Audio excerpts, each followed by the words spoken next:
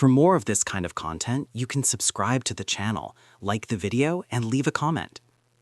The hunt song rose in the Ravager-kin's shared mind as they closed the circle. Humans, they agreed, were relics, slow, soft, unaware of their proper place beneath claw and hunger. The alien girl stumbled against a root, breath trembling, her scent sharp with fear. The kin tasted it across the link in tightened formation, 7 bodies shifting as one. Their 14-centimeter claws dug into the soil, marking the boundary from which no prey returned. Processing would be simple, efficient. A single pounce each, coordinated by distance and angle, leaving nothing but a stain for the forest to claim. One of them clicked amusement. Humans still built shelters only 11 kilometers from these grounds, as if proximity granted ownership, as if proximity mattered at all. Their bipedal arrogance had always been an irritant, a faint noise beneath the true rhythm of the world. The kin imagined how easily a human's ribs cracked, 3 at a time, sometimes 4. They remembered the sound. A watcher drone drifted overhead, projecting a faint statistical band. The girl's odds of survival appeared in cold amber, 8%. The kin absorbed the number without concern. It was generous. The lead Ravager stepped forward, lowering its head to the girl's eye level, tasting her terror in the air. She whispered something in her thin voice. Plea, prayer, or warning, it made no difference. The kin did not speak her language. They spoke certainty. She will not run. She will not fight. She will be processed. A microbeat pulsed through the link, aligning muscles for the opening strike. The first pounce would land in under a breath, claws extended, jaw hinges primed. The circle tightened until the girl had no clear line of escape, only the narrowing geometry of death. 8% is mercy. The thought rippled across the pack mind like a dark laugh. One Ravager envisioned the leap, the exact 0.8-second arc from takeoff to impact, the smooth tear across soft tissue, then passing the remains to the next. Perfect efficiency, perfect obedience to instinct and design. Humans, with their fragile bones and earnest eyes, were nothing more than background noise in the equation of hunger. A stinger line echoed through the hive thought. Prey does not choose its ending.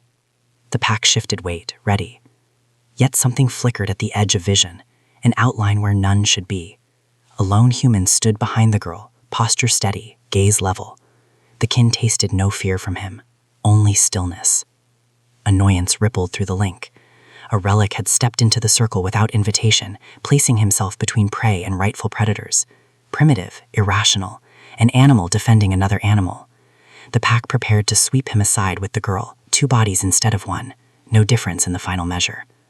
The lead Ravager marked targets, angling for simultaneous impact. The circle tightened again, hunger deepened. The human did not move. Another stinger line flicked through their collective mind. He dies first. The kin surged closer, confident in the simplicity of what came next, unaware that one calm line in the dirt would alter the shape of the hunt. He stepped forward before either side understood what the motion meant. Dust shifted around his boots, forming a thin, deliberate line between the girl and the 7 predators. The Ravagers reacted first, an almost silent ripple of confusion passing through their pack thought. The human did not bare teeth, he did not raise a weapon. He simply stood, shoulders squared, as if the line in the dirt held weight the beasts could not measure. The girl exhaled a shuddering breath behind him. He didn't look back. Looking back implied doubt. Doubt invited collapse. He lifted his wrist display and let the terrain scan finish its cycle. 11 kilometers to the nearest settlement, no cavalry within minutes, no drones in immediate range, no shortcut through the canyon to the west. If he failed to hold this ground, she would not make it more than 10 steps. He accepted the math, then dismissed it. One predator shifted left, probing. The human mirrored the movement with quiet precision. The pack halted, muscles rippling beneath hide. They expected fear scent, quivering posture, retreat. They found none. A stinger line settled in the air between them. He will not move. He felt the girl tremble again. Stay low, he murmured, voice calm enough to steady the stones around them. She obeyed at once, sinking behind his silhouette as though it were a shield carved from certainty. The Ravagers advanced a half step, 7 bodies, 1 arc of intent. The lead Ravager bared its 14-centimeter claws, clicking them together with deliberate threat. The sound carried across the clearing, meant to mark the beginning of processing. He answered with a stillness sharper than any blade. Not one more step, he said. The words were quiet. They landed like impact. Something shifted in the pack. Hunger held, but confidence wavered. The human's lack of movement was not weakness. It was the absence of hesitation. Even the beast felt the edge of it. A dust gust brushed across the line he'd drawn, erasing half of it. He redrew it with the heel of his boot, slowly, deliberately, never taking his eyes off the predators. A line redrawn as a promise. The Ravagers tested the perimeter again. Each movement brought them inches closer, tightening geometry around the two figures at the center. He cataloged their spacing, the probable timing of the first leap, the angle of attack if they split formation. Even without armor augmentation, he could disrupt at least one trajectory, maybe two, enough to create a window, enough to buy her breath. He flexed one hand, grounding himself. No panic, no tremor, just readiness. The girl whispered, "Why aren't you running?" "Because you can't," he answered. A low growl rippled through the pack, frustration knitting into hunger. The Ravagers adjusted weight, preparing for simultaneous lunge. He felt the shift before they moved, a pressure in the air like a storm tightening its grip. A brief pulse on his wrist. Settlement AI pinged a status update. Support unavailable, all units out of range. He closed the notification without a flicker of disappointment. The line in the dirt remained. Another stinger line settled into the quiet. Some ground is held, not survived. The predators crouched. The girl held her breath. The forest braced. He centered his stance, ready for the first impact, ready to make seconds behave like shields. He would hold this line until support arrived, or until the world fell away around him. The first shot came without warning, just a hard snap of air and a flash of violet heat. He didn't flinch. The blast struck center mass, flared and skidded off his suit in a spray of harmless photons. The Ravagers froze mid-advance. Their hive thought hiccuped. Energy fire should have cored him in one strike, should have opened him like soft prey. Instead, the blast dispersed across the plating with 68% negation efficiency, his armor bleeding off the excess charge in a controlled ripple. A second shot followed, then a third. All three failed. The fire that fails reveals the truth. He lowered his stance as the light faded, feeling the suit's regulators hum, measuring stress across impact points. No breach, no structural compromise. The system displays a clean green band across his HUD, an invitation more than reassurance. Behind him, the girl gasped softly, realizing he had not been burned, broken, or pushed back even a step. Her shock steadied him more than any tactical readout. But the Ravagers felt something else. The failure of their opening volley fractured the simple certainty of the hunt. Hunger became uncertainty. Uncertainty edged into confusion. Their shared mind reeled at the impossibility of it. Primitive humans were not meant to endure their energy fire. That was the order of things, written into instinct and design. One of them barked a harsh, throat-deep signal, trying to reset the pack. Another shifted right, eyes narrowing, trying to catch a weakness in his posture or suit seams. They found none. He exhaled once, slow and steady. "They won't stop at one test," he murmured to the girl. "Stay higher behind me." She did, gripping a tree root as if it were a lifeline. The pack surged again, firing a coordinated volley. He braced. The blast struck, 3, 4, 5 hits across chest, arm, and shoulder, each one dispersing in controlled arcs, the armor adapting to frequency the way it had been built to. He felt only dull pressure, like distant thunder. A stinger line cut across the clearing. "Your weapons do nothing." The Ravagers halted. Their claws flexed, their formation frayed. They had expected processing, not resistance. They had expected prey, not parity. He stepped forward exactly one pace. Just one. But it was enough. The beasts recoiled, instinct dragging them half a step back as their hive thought scrambled for shape. A single human moving towards them after enduring direct energy fire violated every assumption encoded in their predatory logic. He lifted his left arm, letting the suit vent a thin plume of dissipated heat. "Your opening is done," he said quietly. "Now we proceed on mine." No threat in his tone, only certitude. The lead Ravager snarled and fired again, trying to force the universe back into familiar symmetry. The bolt struck the exact point where two plates met.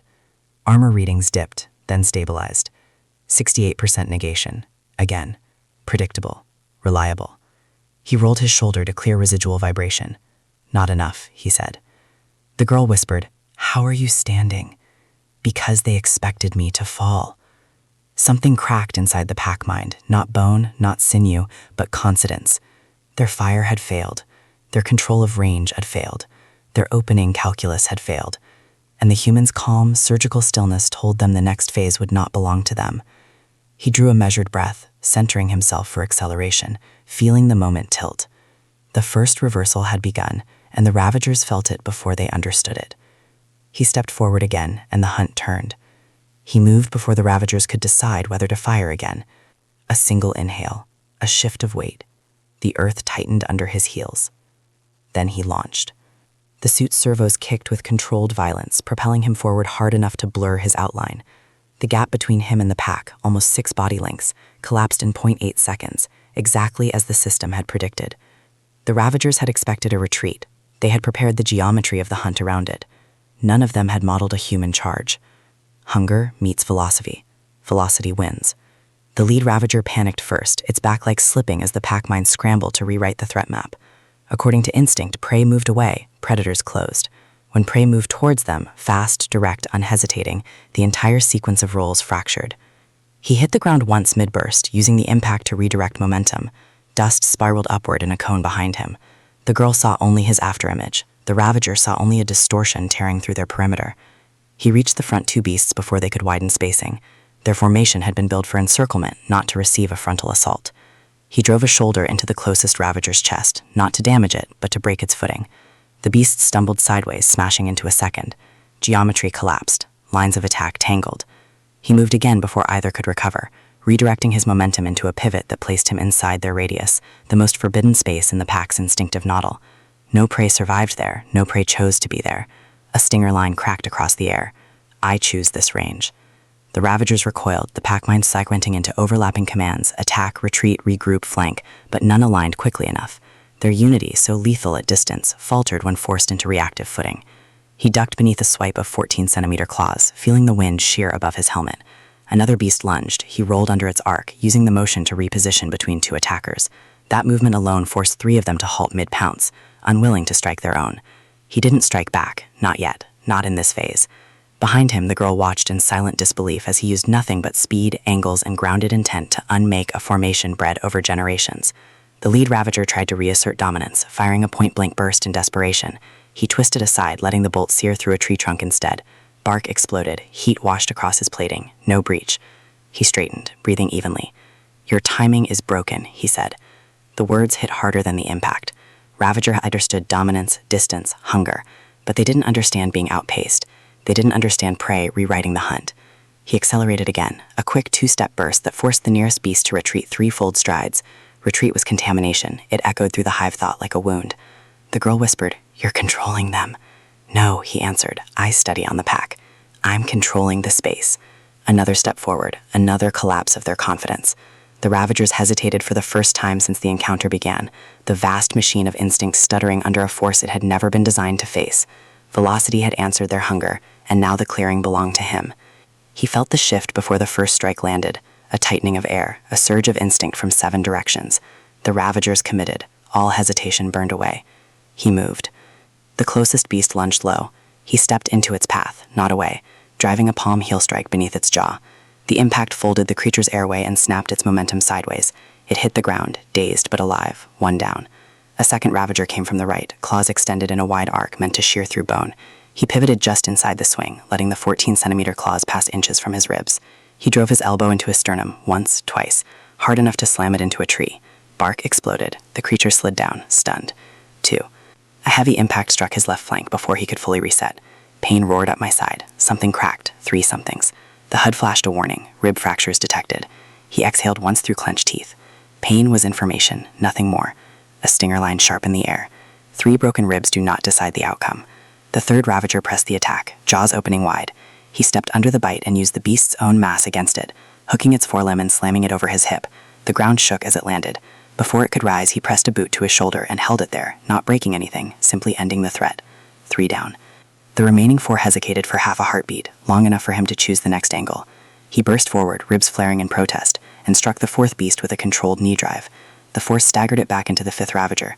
Their collision tangled limbs and instincts, their unity fracturing under the pressure of one human's unwavering tempo. He seized the moment. A sharp hook across the 5th Ravager's muzzle sent it spinning. A follow-up heel kick dropped it fully. 4, 5. The 6th charged from behind. He sensed it by vibration alone, twisting at the last instant. The beast claws grazed his armor, scraping bright against plating. I grabbed its forearm, rotated my hips, and flung it sideways. It crashed into a boulder with a deep, bone-thudding crack. Alive, incapacitated. 6. Only the lead Ravager remained upright, its pock mind fracturing under the impossibility of the encounter. It bared its teeth, trembling not with fear, but with the collapse of certainty. He approached slowly, despite the pain, each step controlled, each breath measured. "You don't want the next move," he said. The Ravager roared and leapt. He didn't retreat. He rose into the attack, meeting it mid-air. His shoulder drove into its chest. His hand locked its jaw. Momentum carried them both to the ground, but he landed atop the beast, knees pinning its limbs. A single strike would have ended it. He didn't take it. Instead, he pressed the beast's head into the dirt and held it still, firm but not lethal. Dominance without slaughter. Behind him, the girl stared at the impossible geometry of 7 predators neutralized. None killed, all contained. He stood slowly, ignoring the stabbing pain along his ribs. The beasts lay scattered, disarmed of their certainty. "This ends here," he said, voice steady. And for the first time since entering the clearing, none of the ravagers moved. He knelt beside the first fallen ravager, breath steady despite the ache in his ribs. The beast's flank rose and fell, shallow but alive. That mattered. He topped his wrist display and initiated a proximity scan. The suit's sensors pulsed a soft grid across the clearing, sweeping over fur, bone, and embedded biolattice filaments. Data illuminated his HUD in clean, clinical layers. What he saw should not have been possible. The ravagers were not wild, not natural, not even fully autonomous. Under their hide lay patterned graft lines, microarchitectures arranged in repeating hexagonal chains. Engineered structures, purposeful, old. A stinger of realization cut through him. These weren't predators, they were instruments. The scanner refined the results. Gene sequencing revealed a signature burned into the deepest strata of each beast's biology, an origin marker he recognized from briefings, from stories whispered by explorers returning from the galaxy's darker edges.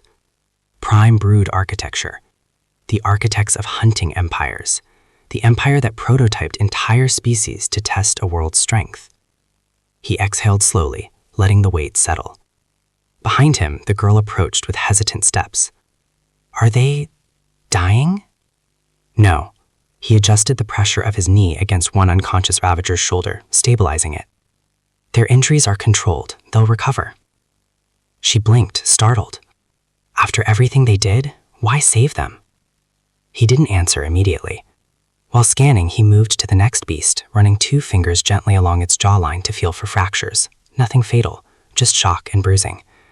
His ribs throbbed, but his actions were measured, deliberate. "They chose violence," she whispered. "They carried someone else's design," he said. The HUD finished compiling the last of the scan data, 7 matching sequences, 7 tactical implants, 7 neural link nodes primed for remote synchronization, dormant only because whatever controlled them had not yet arrived. He looked at the girl. "These aren't just hunters, they're scouts." Her eyes widened. Scouts for who? He turned the display so she could see the symbol glowing at the center of the readout, a spiraling trimark, ancient, predatory, unmistakable. "The prime brood," he said. Fear flickered across her face, small and quiet. She'd heard the stories, planets cold for assessment, civilizations deemed unworthy, tests disguised as accidents of nature. The ravagers weren't attacking for food. They were collecting data. Data on her species, on the terrain, on the response time of nearby settlements. And now, data on humans. She looked at the unconscious beasts. "If they wake, we could leave them. No one would question you, not after this." He checked the pulse on the 6th ravager, confirming stability. "They're not enemies. They're evidence." "You're hurt." 3 ribs, he confirmed. Manageable. A stinger line settled over the clearing.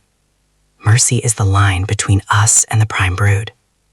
He secured the 7th ravager's forelimbs with non-lethal restraints, careful not to cut circulation. Each movement reinforced a quiet certainty. Strength earned the right to choose restraint, not cruelty. The girl watched him, something like hope forming behind her exhaustion. "What now?" "We bring them in," he said. "Alive. Their data changes everything." He stood, scanning the tree line as distant echoes reverberated, signals faint but rising. The patterns of an older war were waking, and the next decisions would shape the response. "Stay close," he said, turning toward the path ahead. The Coalition shuttle broke through the canopy with a low, controlled hum, its light sweeping across the clearing in precise arcs. He didn't signal it. He didn't have to. Terran protocols had already activated the moment his suit registered hostile engagement within civilian radius. capture subroutines, medevac flags, and evidence preservation systems. All of it had begun the moment he stepped between the girl and the Ravagers. The Coalition responders disembarked cautiously, weapons held low but ready. Their commander, a tall avian with mirrored eyes, froze as he took in the scene. 7 Ravagers incapacitated but breathing, the girl unharmed, the human upright despite the stiffness in his ribs. "Your distress call reached us only 90 seconds ago." "He didn't send one," the human replied. A ripple of confusion passed through the team. The avian tapped his console. "Your suit transmitted 3 encrypted packets, threat classification, civilian priority, and a directive for live capture only." "It did what it was built to do," he said. The girl stepped forward. "He saved them too," she whispered, gesturing to the fallen beasts. "He saved the ones who tried to kill us." The Coalition medics approached the Ravagers with scanners raised. Their devices chirped in surprise as they detected stable vitals, restrained limbs, and precisely calculated impact injuries. Not a single lethal strike. The commander studied the scene anew. "You kept all 7 alive," he said. "Even after this." "It was necessary," the human answered. "They carry engineered structures. Someone designed them." The avian's feathers lifted in alarm. "Prime brood signatures." He nodded once. That changed everything. Coalition doctrine demanded immediate data preservation. But before the responders could deploy containment rigs, a soft chime pulsed across the clearing. The Terran systems were already out of them. A series of drones, sleek, compact, and silent, slipped out of the trees, projecting a containment grid around each Ravager. Evidence integrity shields shimmered into place. One Coalition officer stared, stunned. "We didn't authorize that." "You didn't need to," he replied. "Protocol 9C triggers on prime brood sequencing." The commander's voice thinned. "You anticipated a prime brood contact." "No," he said. "We prepare for one." Silence tightened the affair. The Coalition team exchanged uncertain glances. Suddenly aware that their roles here were smaller than they'd assumed, Terrans weren't reacting. They were already executing a layered response, polished through history and necessity. The commander finally spoke. "Very well. The site is yours. We follow Terran lead on this." The human inclined his head, calm despite the pain. "Then let's begin. This is only the outer edge of what's coming." The first warning came as a tremor through the suit's sensors, 2 sharp spikes of radiant heat cutting through the canopy. Energy flares, 2 of them. He turned before the Coalition commander finished asking the question forming on his beak. "Positions," the human said. The girl stepped behind the nearest containment drone. Coalition responders raised weapons, forming a loose arc, but he could see at once that their spacing was wrong, too wide, too reactive. "Compression pattern," he ordered, 7-meter radius. They obeyed, uncertain but trusting. The shift tightened the clearing into a defensible ring just as the tree line ruptured. 2 Ravagers burst through the shadows, sleeker than the first group, built for speed and shock. Their hides shimmered with charged particulate, remnants of the 2 energy flares that announced their approach. They expected chaos. They expected fear. What they found was formation. The human moved first, stepping into the lane between the newcomers and the Coalition. His ribs flared with pain, but the ache only honed his focus. The predators thundered forward, claws carving trenches through soil. He dropped low as the first leapt. Timing became a narrow blade, one heartbeat, then another. He struck upward with a rising palm, redirecting the creature's trajectory just enough that it missed its kill line. The Ravager crashed sideways into a containment projector, scrambling its balance. The Coalition arc held. The second beast circled right, searching for an exposed flank. He anticipated the angle and signaled a vector shift with 2 fingers. The responders adjusted instinctively. The creature found nothing but disciplined geometry. Formation denies hunger. The first Ravager regained footing and charged again, trying to fracture the line. He met it halfway, pivoting into a precise lateral step. The redirection sent the beast past him and into a controlled crossfire zone. 2 Coalition shots struck simultaneously, non-lethal charges calibrated to stun. The Ravager collapsed. "One neutralized," he said. The second snarled, realizing the hunt had inverted. It lunged for the girl, perhaps sensing her fear, perhaps calculating her as the easier target. But he had already moved before she even gasped. He intercepted the creature mid-sprint. The impact jarred his fractured ribs, sending a sharp jolt down his side. He grunted once but held his ground, locking the Ravager's forelimbs and twisting with precise torque. Momentum became leverage, leverage became collapse. They hit the ground together. He rolled, absorbing the shock, and pinned the beast beneath one knee. It thrashed, claws raking lines through the soil, but he held firm. The coalition commander rushed forward, weapon raised. "Stand down," the human warned. "It's contained." The Ravager bucked once more, then stilled as the drones deployed restraints. Breath ragged, the human checked vitals. Alive, stable. 2 flares, 2 failures. The girl approached slowly, voice trembling. "Are there more?" He scanned the canopy. No heat signatures, no tremors, no shadows moving where they shouldn't. For now, this wave is finished. The coalition team exhaled as a unit, tension bleeding into relief. But he saw the deeper truth on their faces. They had just witnessed tactics most had only read about in fragmented Terran reports. Formation collapse, predictive spacing, controlled non-lethal dominance. Preparedness for wars older than their alliances. He stood, ribs protesting, but mind clear. The clearing was quiet again, the forest holding its breath, waiting for whatever came next. "This wasn't an attack," he said softly. "It was a measurement." And as the words settled, every shadow felt heavier. The Ravagers lay bound within the containment grid, their breaths slow but steady, the shimmer of restraints reflecting dimly on their hides. He checked each of them again, pulse, airway, limb integrity, ignoring the dull throb in his ribs. None were dying, none had been allowed to. The coalition shuttle's ramp lowered, and a delegation of observers stepped out, 2 diplomats, a legal officer, and a security liaison. Their expressions shifted from caution to disbelief as they surveyed the scene. "You're placing them under trial standards?" the legal officer asked, incredulous. "After attacking a civilian?" "They're sentience," he said quietly. "Engineered, conditioned, misled, but sentience. They qualify." A murmur rippled through the delegation. The avian commander clicked his beak sharply. "Several factions will contest this. Some demand immediate termination of any brood-linked organism." "That's politics," he replied. "This is law."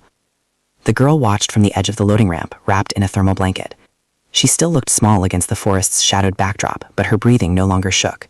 When their eyes met, she managed a faint, grateful nod. A drone extended a transport cradle toward her. "You'll be taken to medical," he said, stepping closer. "They'll run a full trauma scan. No one will question your account." She hesitated. "Will they question yours?" "Constantly," he said, and she almost smiled. The diplomats conferred in a tight circle, their voices low but urgent. Phrases drifted across the clearing, tearing overreach, dangerous precedent, unsettled alliances. Others countered with ethical consistency, judicial transparency, non-lethal superiority. Terran restraint unsettled them, Terran capacity frightened them more. The avian commander approached him again. "Your actions today will be dissected across 3 councils," he warned. "Some will say you spared the Ravagers as a show of dominance." "I spared them because killing helpless prisoners is what the Brood does," he said. "We don't imitate our enemies." A stinger line drifted through the air. "Mercy is a weapon tyrants cannot answer." The legal officer gestured toward the cages. Their testimony could expose Brood strategy, or it could be a trap. "Both can be true," he answered. "That's why we preserve evidence, not corpses." Coalition medics finished securing the Ravagers for transport. The beasts twitched occasionally, confused by restraint fields but too injured to fight. As each one was loaded aboard, the political murmurs intensified. A non-lethal capture of 9 brood-linked organisms was unprecedented. The galaxy's factions would argue over the implications for months. The girl climbed into the shuttle with assistance, glancing back at him only once. "You're coming with us, right?" "After the perimeter sweep," he said. "Go, you'll be safe now." She vanished inside, the ramp sealed. The coalition commander studied him for a long, searching moment. "You understand," he said, "that mercy like yours forces everyone else to reconsider their definitions of strength." He didn't answer. He didn't need to. The shuttle lifted, carrying the girl and the restrained Ravagers toward orbit. The forest fell quiet again, shadows deepening where sunlight once touched. He surveyed the clearing one last time. Victory was finished. The arguments it would ignite were only beginning. The shuttle had barely cleared the canopy when his wrist display chimed. An encrypted Terran channel, priority grade. He accepted it without looking away from the forest. The data packet unfolded across his HUD in precise, merciless lines. Genetic overlays, pattern recognition grids, historical match tables. Every strand pointed the same direction. Prime Brood architecture. Not partial, not corrupted. Full alignment, 97.4%. I felt the forest grow. Colder. The Brood hadn't merely engineered the Ravagers. They had updated them, refined them. This was no ancient remnant wandering beyond its age. This was octave, intentional, recent. A stinger line formed in silence. Something old is awake. The coalition commander stepped beside him, feathers drawn tight. "You've received confirmation." "Yes," he said. "How certain?" "Certain enough that Earth Command will begin protocol expansion by sunrise." The avian swallowed. "Then this world is compromised." "Not yet," he said. "Compromised means controlled. We're still in the measurement phase." He crouched, running 2 fingers through the dirt where the girl had first stood, where he had drawn a line that changed more than the outcome of a single hunt. The soil carried heat residue from the flares, energy scatter from weapons, the faint rhythmic indentations of terrified footsteps. But beneath all that, a deeper truth shimmered. The Ravagers hadn't come to kill. They'd come to record. Their implants pulsed in low-frequency cycles, each linked to a dormant relay system designed to transmit upon the death or escape of field units. Now that the beasts were alive, contained, their transmissions blocked by Terran jamming, the absence of signal would be interpreted as interference. Interference would trigger escalation. The commander studied the tree line. "How many waves do the stories describe?" "Dozens," he said, "sometimes hundreds. But the first real response is never the strongest. It's the one after a species proves it won't die quietly." A gust of wind swept through the clearing, rattling leaves like distant footsteps. The HUD refreshed. New projections appeared. Timelines, potential arrival vectors, mass displacement models. Terran analysts were already mobilizing, extrapolating, preparing. "Will the coalition stand with you?" the commander asked. "Most will," he said. "Some won't, but everyone will watch." He straightened, ribs aching but resolve steady. The pain grounded him, reminded him of each choice made in this clearing, each non-lethal strike, each restrained decision. The brood would analyze all of it. They would not understand mercy. They would read it as inefficiency, hesitation, a flaw waiting to be exploited. They would be wrong. He topped his display. A new Terran directive unfolded. Early warning stations to be seated in orbit. Deep scan arrays to be deployed across the region. Diplomatic channels to prepare for species-wide alerts. Humans did not wait for storms to arrive. They built the ground to withstand them. The commander exhaled, a rare sign of unease. "What name will your people give this event?" "First contact recurrence," he said, "the old wars echoing into a new era." "And what happens now?" He looked toward the horizon, where the sky darkened into a distant indigo. Somewhere beyond it, the brood would feel the silence of their scouts. Somewhere beyond it, they would turn their vast attention toward this world. "Now," he said, "we prepare the next line." He started walking toward the extraction point, each step measured and sure. The clearing behind him remained quiet, too quiet, holding the shape of a war that had not yet arrived but had undeniably begun.